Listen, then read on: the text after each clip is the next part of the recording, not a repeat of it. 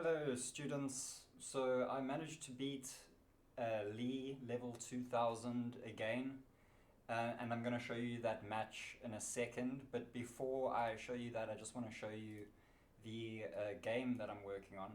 So I'm going to start up God mode here, and we're just going to run a little experiment.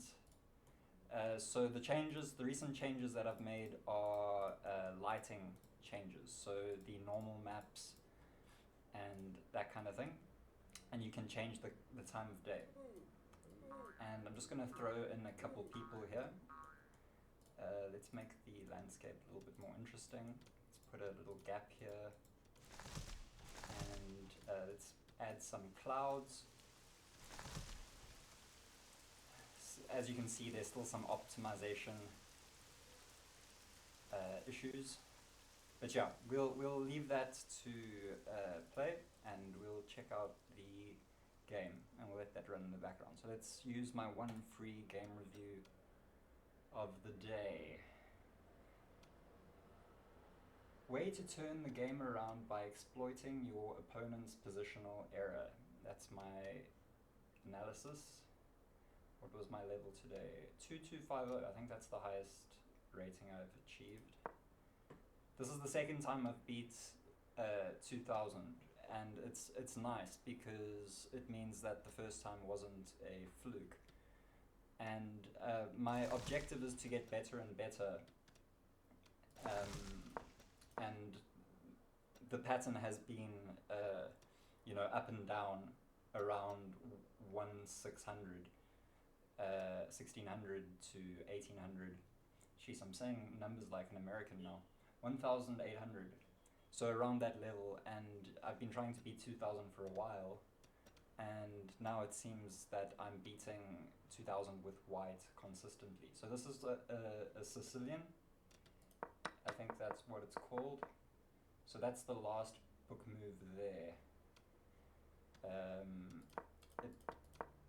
I remember this move I thought was quite an aggressive attack, and I wasn't sure what to do here, and I thought let's just lean into the attack, and apparently that was a mistake. So okay, better to capture with the pawn, I suppose. So I just dived in there to take the knight and defending this, but obviously that's going to be taken in a second by the queen.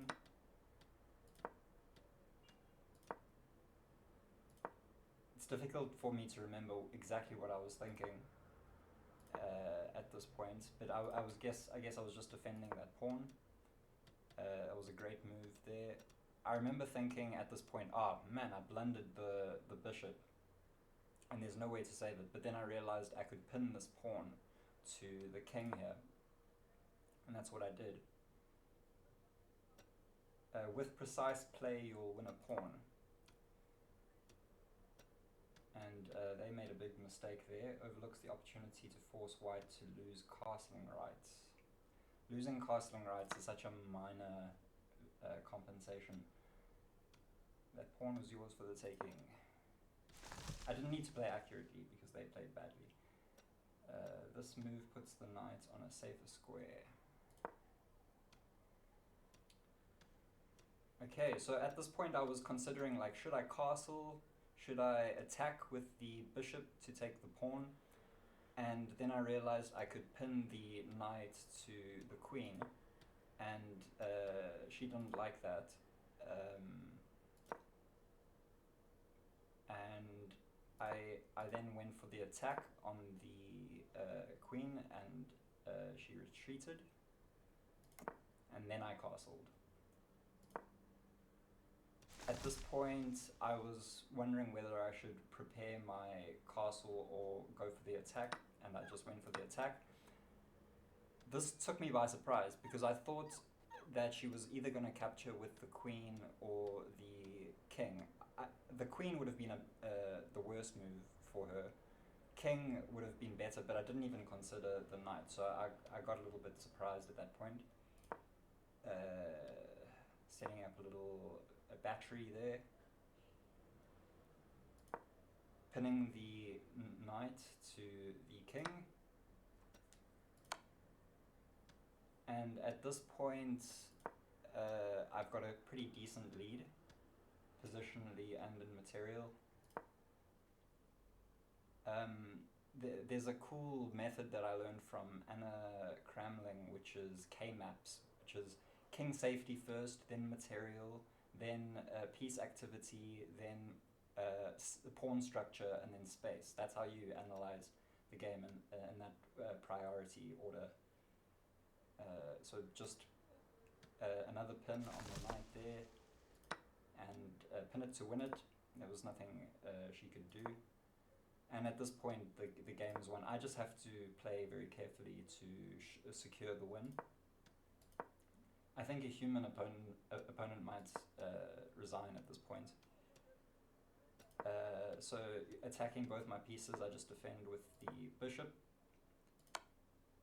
And attack. Okay, so this is just a trade of equal material here. And then it's all about the pawns. So I attack his pawn, I block it, he attacks my pawn, I defend it, he comes in, I don't know what that's all about, blocking my pawn I suppose. I come in to attack his pawn, steal it, then he attacks my pawn, I steal it, and then then I jump forward 2 here, which I think is like, if you ever have an opportunity to jump a pawn 2 spaces at the end of the game, I think it's a really good idea, because each move is so valuable. And then he goes for the attack, I defend, and then I just walk my pawns forward. And then from this point it's very, very simple, because I'm just attacking and there's nothing she can do to stop me from making a bunch of queens. And at this point I just want to avoid getting a stalemate, so I do a very basic checkmate, the most basic checkmate that I know. I don't know what it's called. There you go. Cool, so I want to... usually there's like a nice end screen. I'm not getting the nice hits, dopamine hit that I usually get. But anyway, that's the game. Let's go check in on our little pawns here. Okay, so this is the game that I designed in Godot. It's Maximize. And these pawns that we dropped down at the beginning of the video have built a little village for themselves. All with tunnels. And this lighting I've just added, so I'm really keen to show that off. They mine a little bit too much. They're a little bit too mine orientated at this point in development, but there's still a lot of work that I need to put into the game.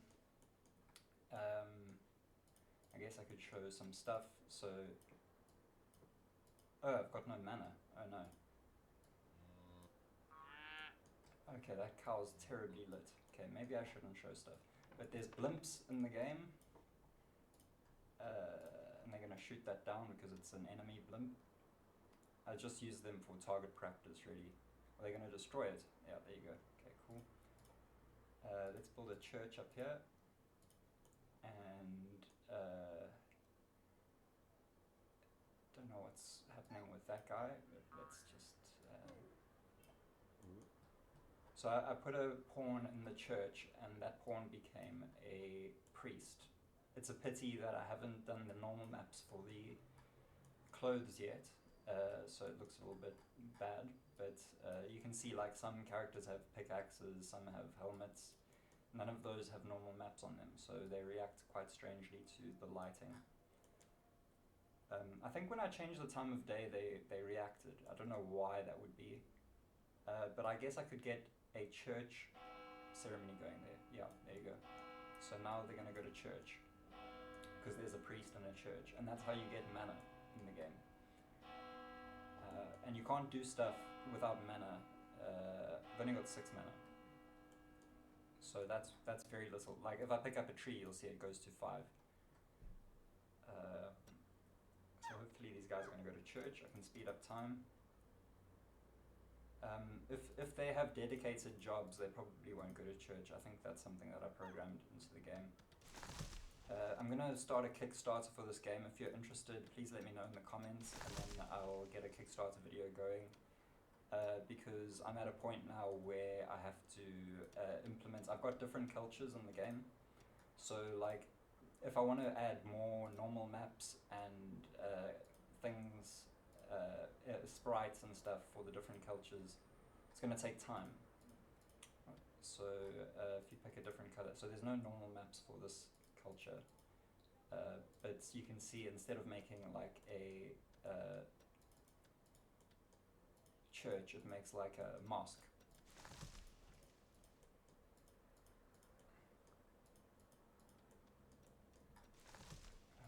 Yeah.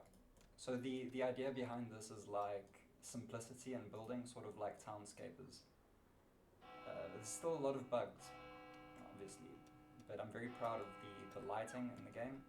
So if we just look at these trees here, at night when the moon is up, they'll be lit by the moon. The moon and the sun move together though, so, and there's a precession of the moon. I'm going to implement like astrology into the game and all sorts, but you can see how these trees here have now got moon lighting. Yeah, anyway, if you've enjoyed this video, please subscribe and hit me up with a comment and a like and the notification bell and all those good things. Class dismissed.